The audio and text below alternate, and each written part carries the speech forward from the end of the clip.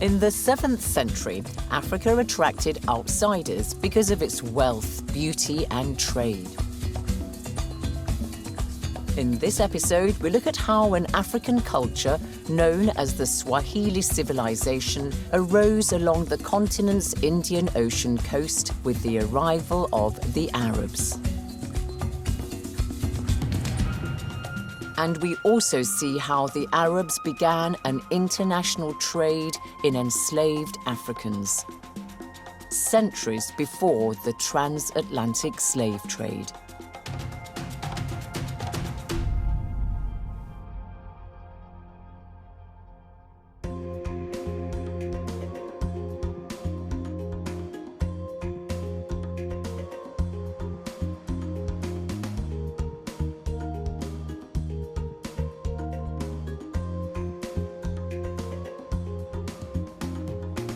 The local population on the east coast of Africa along the Indian Ocean originally consisted of groups closely related to the San of southern Africa and the Bantus of western and central areas.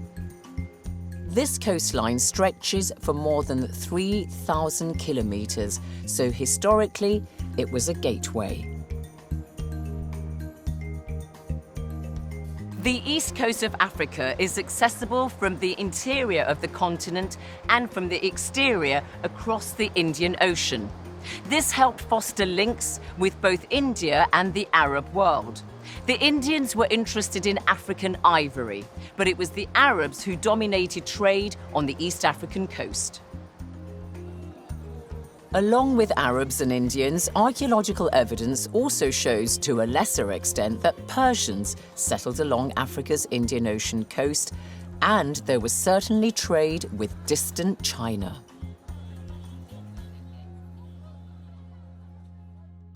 The Arabs also went to Africa via the Red Sea and across the Mediterranean into North Africa and west through the Sahara Desert.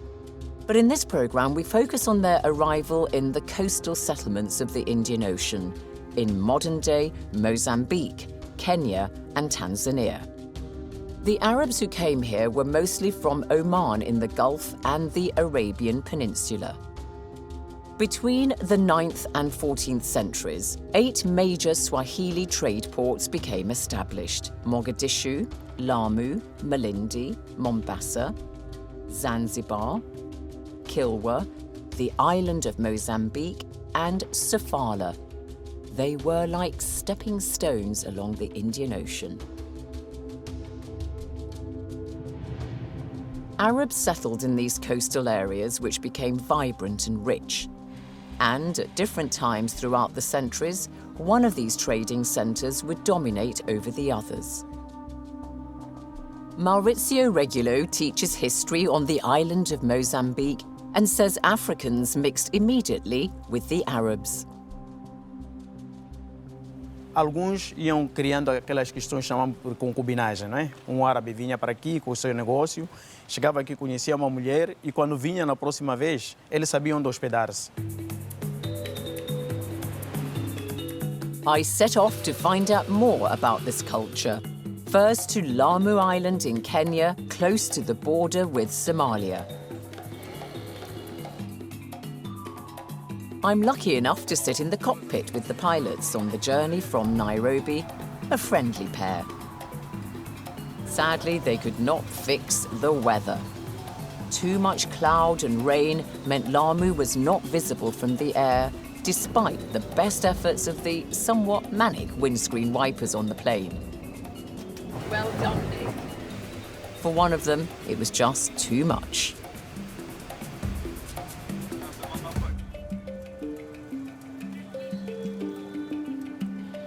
The fusion of African with Arab, some Indian, and later European influences is what we describe as the Swahili culture. Swahili civilization is very evident in Lamu, which is Kenya's oldest continually inhabited town and is believed to have been established in the mid-14th century. Once the rain stopped, I meet Muhammad Mwenje, an architect specializing in historic buildings. How would you define Swahili culture? Let's say from the medieval, a lot of European influence can be seen in Swahili culture. So I'd say Swahili has really borrowed from across the globe with different nations that it traded with. So the influence just goes beyond the Indian and Arabian Peninsula. You have the European influence, even in the language. A lot of Swahili words actually borrowed from the Portuguese. A lot of Swahili technology is borrowed from the Chinese during the later periods. So it's actually a global influence that enriches the Swahili culture. At the center of the Swahili culture is, of course, the African heritage, and which has been enriched by influences from all over the world during certain phases. We can be able to see this from the period pre-Stone Town Swahili settlements, where the structure were basically African, mud and wattle structure, using palm leaf thrones for the roofing. And many, many other aspects. The Swahili pottery of that time, it's very, very much African. The Swahili language itself, a very big percentage of it, is actually related to the Bantu tribes of Africa. So it's pretty much an African culture with a lot of external influences. I ask Mohammed to expand a bit more on the old part of Lamu. The old town of Lamu, the historic part, is about 16 hectares. It sits along a coastline. Most of the buildings are actually from the 17th century. And Lamu actually starts off as two settlements, two independent settlements, one in the north, one in the south, which are dated around the 13th century. And eventually, sometime probably during the 14th century, they start off the town as it sits today. It's one of several Swahili coastal settlements along the east coast of Africa. How would you describe their uniformity? Is there something which is the same about all of them, or are they very different? What is common, or you might find in many of the Swahili settlements, is the urban structure. You have towns like Lamu with a linear structure. They are aligned along the coastline. And then you have some with a nuclear structure, where you have a mosque, probably a Friday mosque in the middle, and the settlement is built around it. That's a very common feature of the Swahili settlements. You can actually tell from the building technology of that time that they are probably sharing ideas. You find the deco in the North Swahili settlements very similar to what you find in Kilwa. The spacing of the different rooms in the house, the orientation, of course, based on the Muslim North. What about the doors? That seems to be something that's, the beautifully carved wooden doors is something you see in all these settlements. The knowledge or the technology transfer was quite frequent among the settlements, each town adapting different decorative elements from the other one. So, for example, this is a Omani-style door. This is done in Lamu, and it's been adapted specifically for Lamu. But you can see the inspiration, the floral inspiration from the Omani style.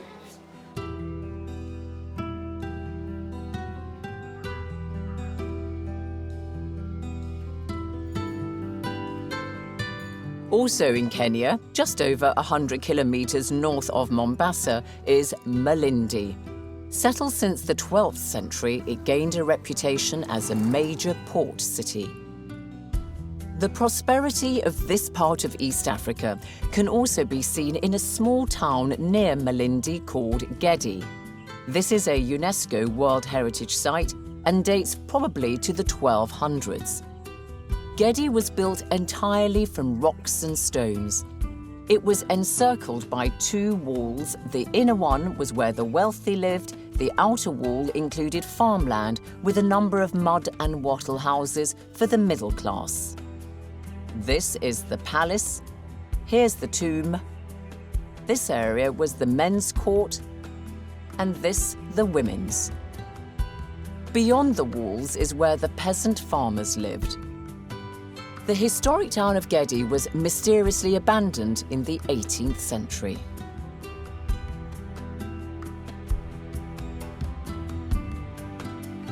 One of the most magnificent of the Swahili historic sites is another UNESCO World Heritage Site, Kilwa in modern-day Tanzania. Today it may be in ruins and uninhabited, but its maze of fine buildings, some dating back to the 10th century, show this was once a thriving port city. Goods like gold and ivory from the interior of Africa were transported through its winding, narrow alleys. From the 14th century, Kilwa took control of the gold trade in the region and became very powerful and wealthy.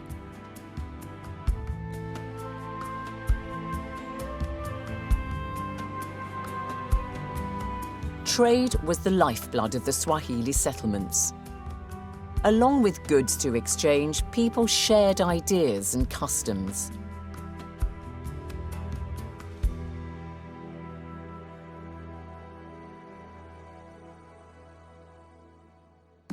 Amira Said Muslim is a guest lecturer on Swahili civilization at several universities across Kenya, and also in Europe and the United States. She invites me for tea at a local restaurant in Mombasa in Kenya. She speaks in Swahili, which borrows a large number of words from Arabic. Waarabu walipokuja walikuja katika gerigeri ya pwani na waliona watu katika pwani, Waswahili wenyewe wakauliza, nyinyi ni kina nani? Wao wakasema, sisi ni watu wa Swahili. Watu wa Swahili, wale Waarabu wakachukua kuwa they are Swahili. Na vile vile Waarabu wakawa wametaka wanawake kuwaoa, wakawaoa wanawake wa Kiswahili. Wanawake wa Kiswahili wakazaa nao, na kila kitu ambacho wanafanya Kiswahili wenyewe wanajua. Watu wengi wa upande wa bara walikuja kwa Swahili, na zamani ukiwa wewe ni Mswahili na unataka kuwa Mswahili, ni lazima uache mila, desturi yako, uingie katika Uswahili. Na pale Waswahili walikuwa wakibai, wakibai kwa huyu sasa amekuwa Mswahili, na kila kitu ambacho tunafanya sisi ni lazima yeye afahamishwe. Na marriage ambao ni harusi, ni lazima afanye harusi za Kiswahili na kualika community wote kwa sisi tuko pamoja. It's too much. This is too much. No, it's good. I didn't know that it would be too much. Bismillahirrahmanirrahim. Oh, where are you going with my tea? She'll bring you more tea. As well as cultural and linguistic influences, there was, of course, religion, Islam. Muhammad Abdul Qadir and his family are from Lamu and live in the Old Town. At the time of filming, it's Ramadan and they invite me to break the fast with them. Luckily for me, Muhammad can speak good Arabic. أنت أين تعلمت العربية؟ لا أنا ما عشان السودانيين شمال السودان. في شمال السودان. يعني اللغة في المنزل. وأنت كم عندك من الأولاد؟ 4 ما شاء الله، ولدان وبنتان. جزاك الله خير. It's not uncommon to find Swahili people who can speak Arabic, but the spread of Islam was much more extensive than that of the Arabic language.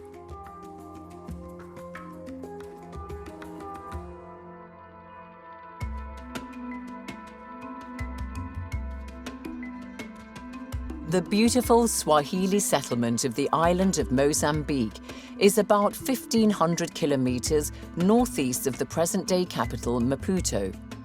To reach it, you have to fly from there to the town of Nampula and then drive some distance to arrive on the island.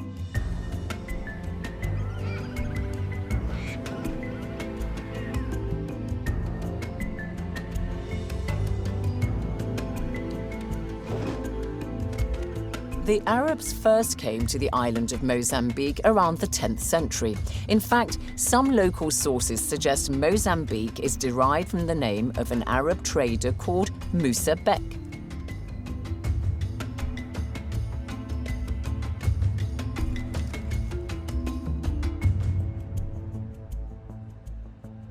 Almost everybody on the island of Mozambique is Muslim, though the majority of Mozambicans today are Christian or follow traditional beliefs. I want to get a sense of how the people on the island interpret their culture and religious practices, and I'm told there's one woman who's happy to meet me.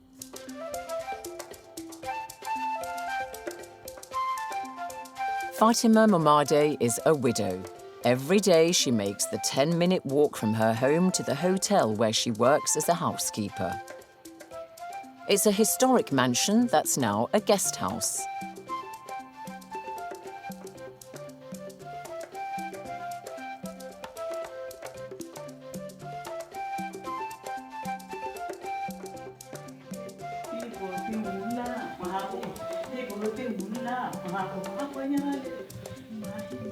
Fatima's passion is dancing.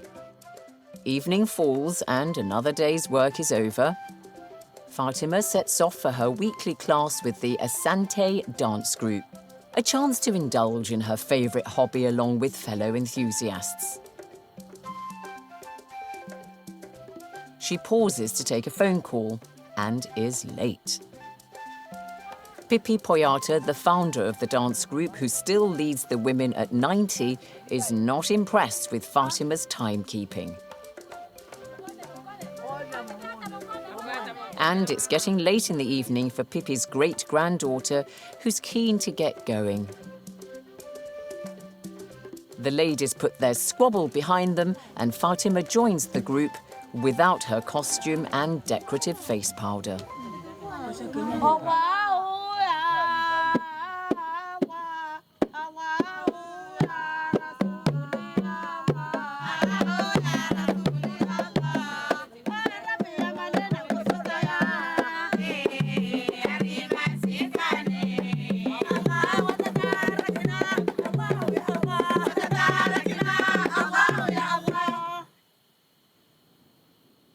Later, Fatima, who's of course Muslim, invites me to her home and tells me that observance of the religion is as important today as it has been throughout the centuries.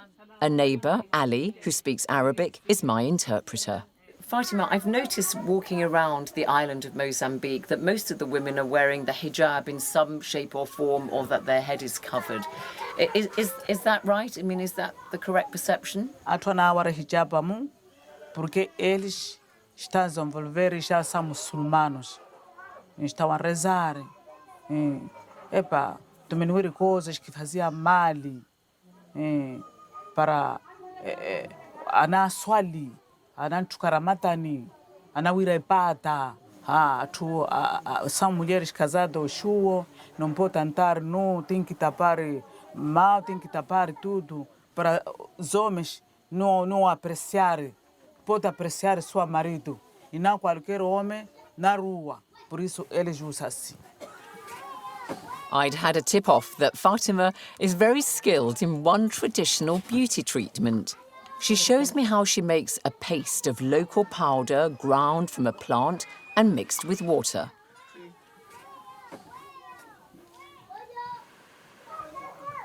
Well, it feels quite cool. I've no idea what I look like, but it's certainly very soothing. Thank you. I'll put some on you now. Okay, Fatima. Okay. I'll put this here, and we can just chill and relax. As my face mask dries, I continue chatting to Fatima about her life, family, and work.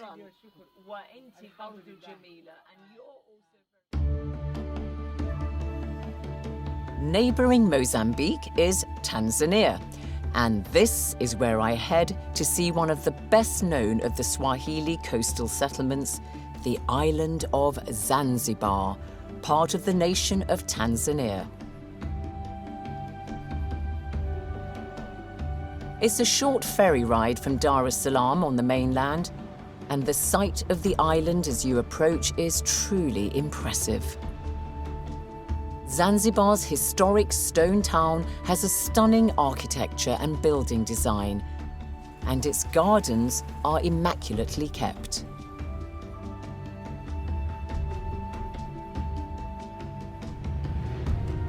However, the impact of Arab culture on local African traditions had a very undesirable and ultimately tragic consequence, according to the Tanzanian historian Professor Felix Chami, who meets me in Zanzibar. He's one of the original contributors to UNESCO's General History of Africa, from which the series draws its facts. The African people who are originating from the early Iron Age and before, they are now seeing themselves as Arabs. They are arguing that they are Arabs because of that control and influence of Arabs and Islam. They are Muslims, and for their mind to be a Muslim, it means you are an Arab. So that's a major problem in the history of the coast of East Africa, because now you are dealing with the people who identify themselves as foreigners. This identity and culture helped to greatly facilitate the Indian Ocean slave trade, as we see after the break.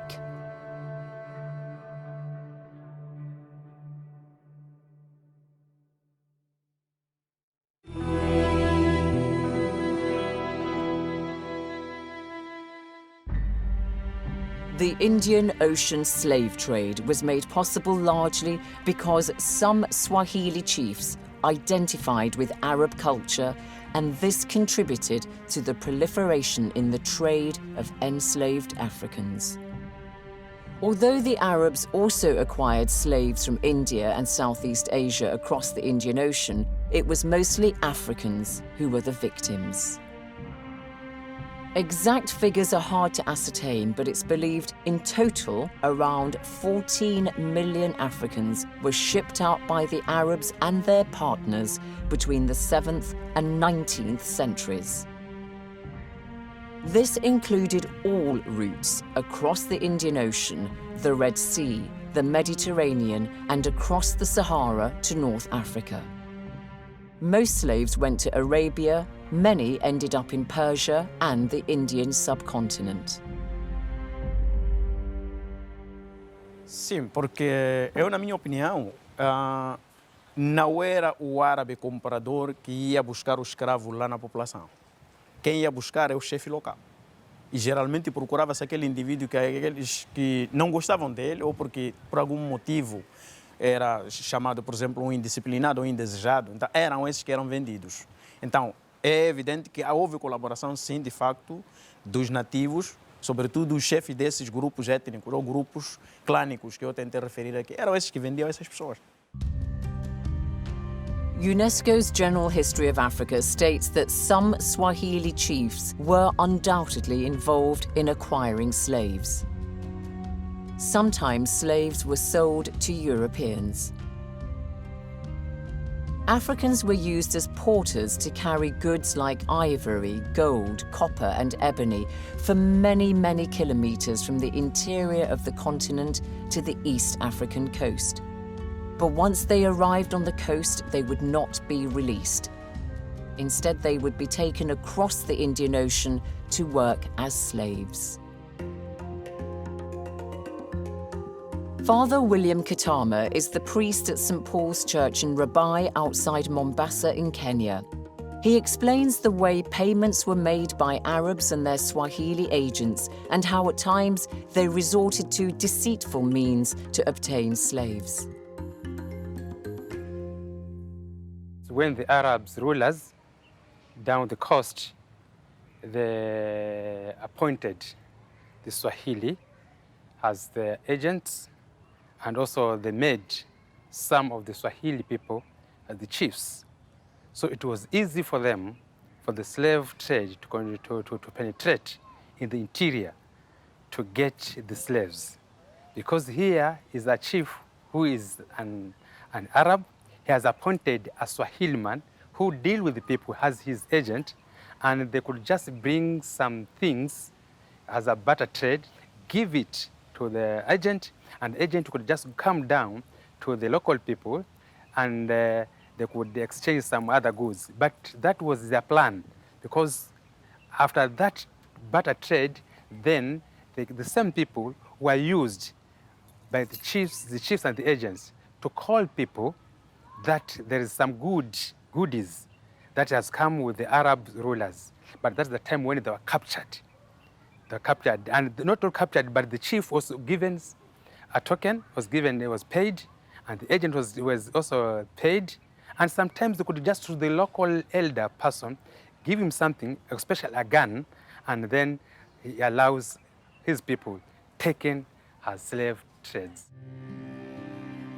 Unlike the transatlantic slave trade, in which men were double the number of women, in the Indian Ocean slave trade, African female captives are believed to have outnumbered males. The Arabs used enslaved Africans as farm labourers, menial servants, but also craftsmen and soldiers, and the women could become concubines. Now, one interesting point is that if an African woman bore a child from an Arab, that child would be free. In contrast, in the transatlantic slave trade, a child born between a white man and his female captive would be born a slave. And indeed, there are examples of white slave owners selling their own mixed-race offspring. And there is another striking feature of the Arab slave trade. Só que existe aqui pormenor especial que eu gostaria de dizer isso. Os árabes o que faziam? Eles castravam o escravo. Para quê? Para não incomodar a senhora. Quer dizer, eles diziam para não infectar a raça. Homem africano não podia casar com uma mulher árabe. A number of male slaves were castrated by their Arab masters, and as eunuchs, they were tasked with keeping watch over concubines. Castration was a brutal operation with a survival rate of only 10%. Enslaved Africans were transported from various points along the coast, including from the island of Mozambique. This spot here on the island of Mozambique on the Indian Ocean marks the point of departure for hundreds and thousands of African men, women and children from the region who were transported across these waters to various parts of the world. This is the garden in memory of those slaves, adjacent to the pit where they were kept, awaiting their fate.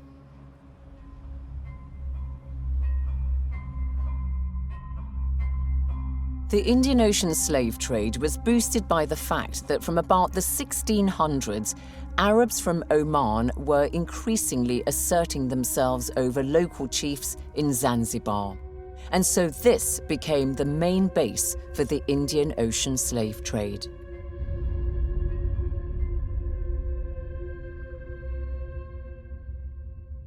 Actually, the major control of the Swahili coast by Arabs beginning from 17th century, from about 1600 all the way to about 1800. It's really when we see the Omanis are trying to control the coast of West Africa, and we can see even they are bringing traders here, they are even bringing Indians here, and they are starting to participate in the famous slave trade. This is the site of the infamous slave market of Zanzibar. At the height of the Arab slave trade in the 19th century, thousands of Africans were sold from here into a life of servitude on the plantations in Zanzibar or were sent back to Oman. As slaves were transported down the coast, they were held at various points en route to Zanzibar. About 175 kilometers north of Zanzibar is the fishing village of Shimoni in modern-day Kenya.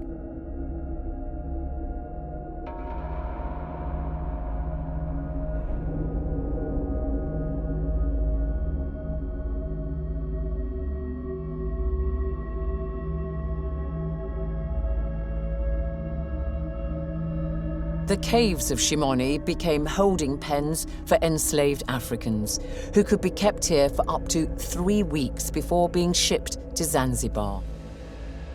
The Shimoni caves may have originally been used by people from the interior of the continent to hide when they were running away from slave traders.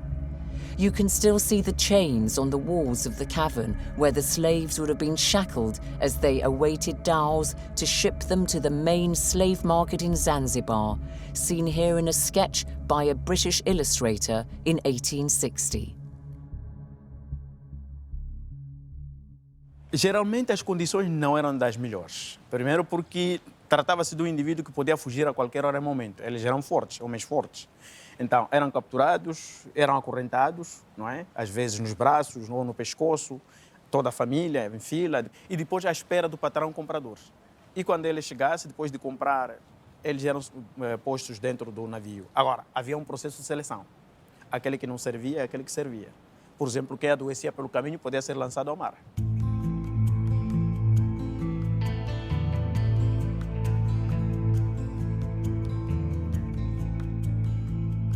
By the late 17th century, the Omani Arabs had become the dominant force on Africa's east coast along the Indian Ocean.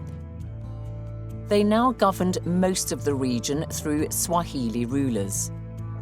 But the Omani Arabs did not enjoy uncontested power along the east coast of Africa. As well as local resistance, there was a rival power that had arrived sometime earlier in the region. The prosperity of the port cities of Africa's east coast had made them the object of European attention.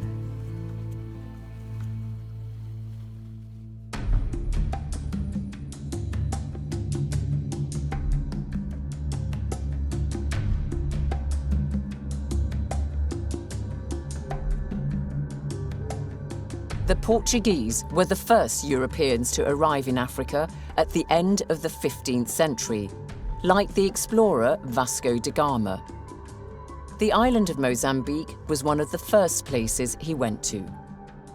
Today, there's a statue to Vasco da Gama on the island and a model of the kind of boat he would have used to come ashore. This is a replica of the boat which Vasco da Gama used when he disembarked on the island of Mozambique in 1498. Thereafter, the Portuguese established themselves on the island because they wanted to control the gold trade, and so they set up supply points on the ocean to the east.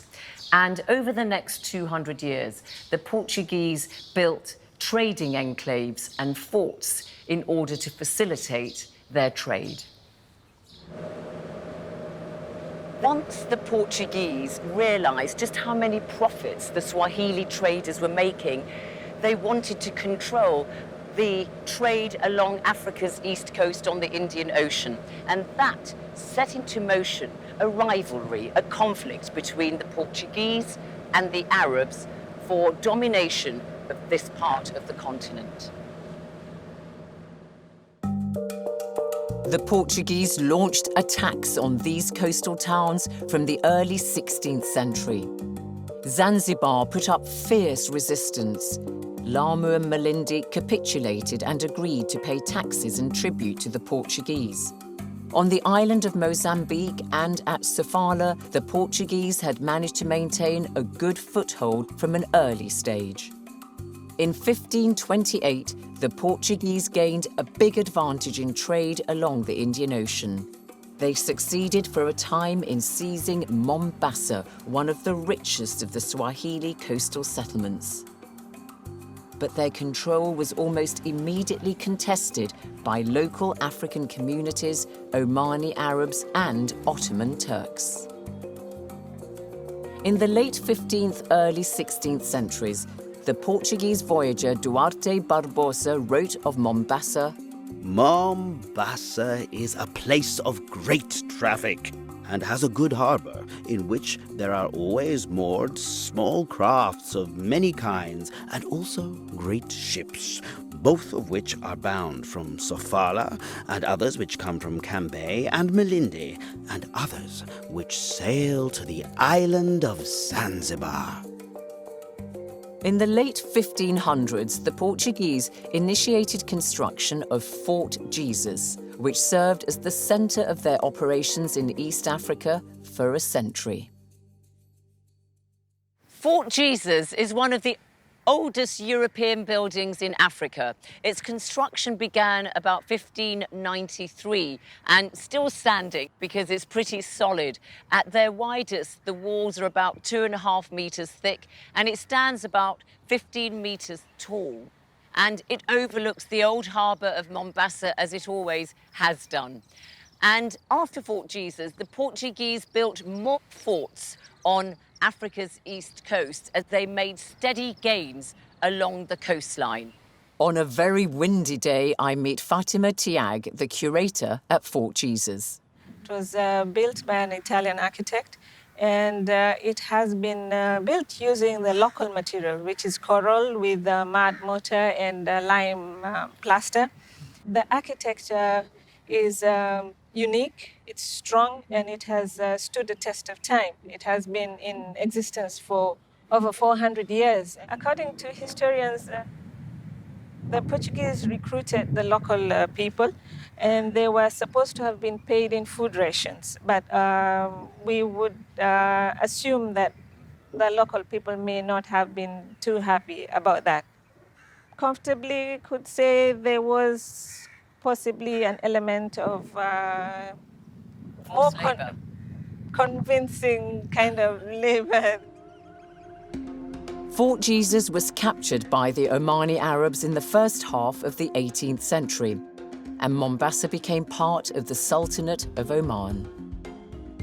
For the next 100 years, the Arabs were dominant here. In 1804, a new Omani Sultan, Sayyid Said, came to power. In 1840, he moved his capital to Zanzibar and expanded his reach across Africa's east coast. He established the clove plantations for which Zanzibar is still famous. Most markets on the island are full of spices like cloves. Sultan Said built a palace for himself known as the House of Wonders. It was the first building in Africa to have an electric lift. And if you wander around it, you still get an idea of the opulent style in which the Sultan and his family lived. Under Sultan Said, the slave trade out of East Africa greatly increased. Many thousands of captives died on the long walk from the interior to the coast. One of the best known of the Swahili slave traders who served the Sultan was Tipu Tip. He was born in Zanzibar but established himself in Central Africa in what became the Democratic Republic of the Congo. His activities in the Congo are notorious and well recorded, as Professor Nziem from Kinshasa University in the Congo sets out. Bon, il ne faut vraiment pas qu'il y ait de la confusion là-dessus. Le phénomène dit typotype, n'est-ce pas, il s'appelait Ahmed Ben Mohamed El Morjebi. Typotype, c'était un surnom. C'était son surnom. Bon, là, c'est la situation de Zanzibar. Zanzibar, au début du 19e siècle, le sultan d'Oman, qui s'est installé là-bas, fait des plantations de girofléliers. Et il a besoin de la main-d'œuvre. Et puis donc, il faut de la main-d'œuvre. On va commencer à chercher de la main-d'œuvre de proche en proche à l'intérieur du pays.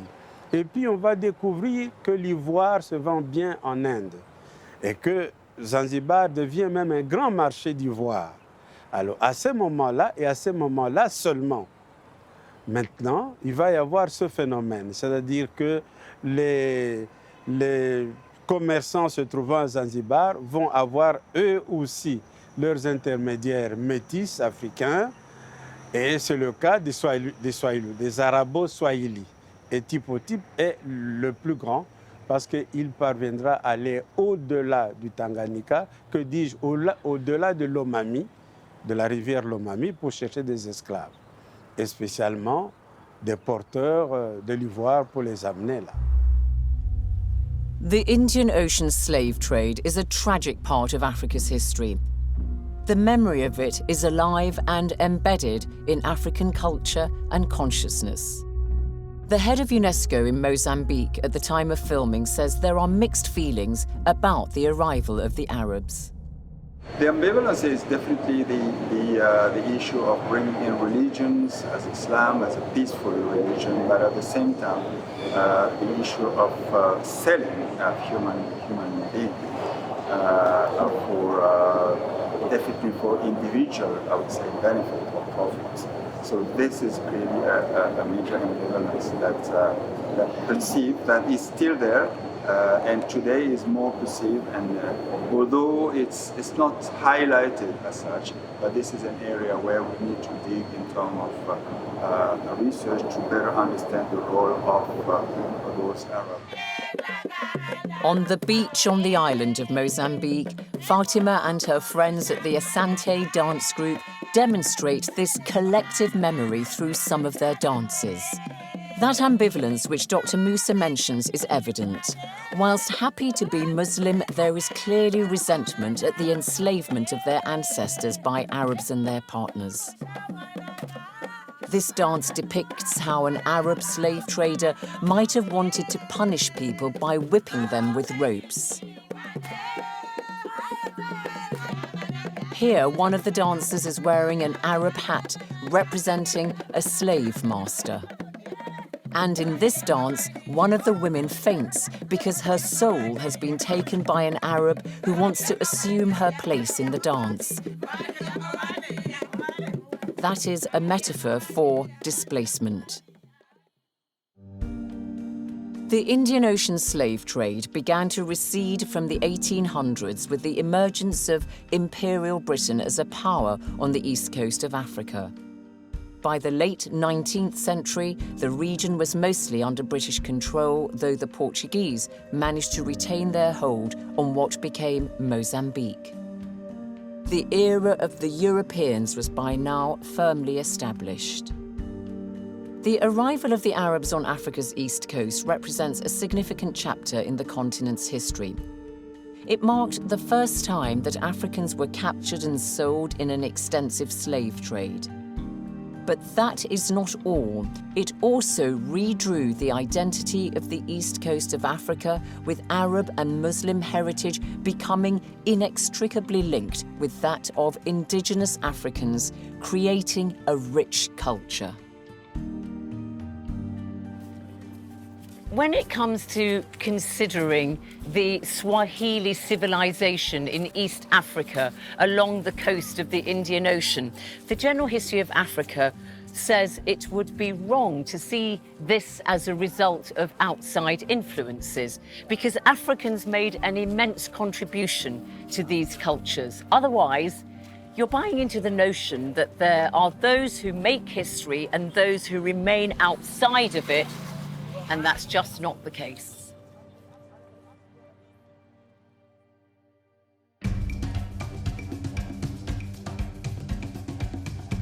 In the next episode, we go south and look at some of the early southern kingdoms in Africa, including that of Great Zimbabwe.